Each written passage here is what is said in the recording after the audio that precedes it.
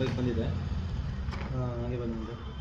Cylinder start ಆದರೆ ನಿಮಗೆ mall function light on ಆಗ್ತಾಯಿದೆ. ನಾವು OBD ಹಾಕಿ ನಾವು ಎರೇಸ್ ಮಾಡ್ತಾಯಿದ್ದು, ಮತ್ತೆ ಎರೇಸ್ ಮಾಡಿ ಮತ್ತೆ ಒಂದು ಸೆಕೆಂಡ್ ಬಂದ್ಬಿಡುತ್ತೆ. ಮತ್ತೆ ನಾನು ಏನು ಮಾಡಿದೆ ಅಂದರೆ, ಹಾಗೆ ಬನ್ನಿ ಕಡೆ ನೋಡಿ, OBD ಕನೆಕ್ಟ್ ಮಾಡಿದ್ದೀವಿ. OBD ಕನೆಕ್ಟ್ ಮಾಡಿ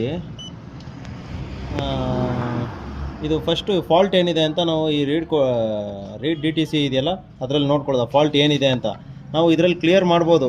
ಇದು ನೆಕ್ಸ್ಟ್ ಈ ಕಡೆ ಇದೆಯಲ್ಲ ಕ್ಲಿಯರ್ DTC, ಇದರಲ್ಲಿ ಕ್ಲಿಯರ್ ಮಾಡೋದು. ಬಟ್ ಫಾಲ್ಟ್ ಏನು ಅಂತ ಅದನ್ನು ಫಸ್ಟ್ ಚೆಕ್ ಮಾಡ್ಕೊಳ್ಳೋದಾ.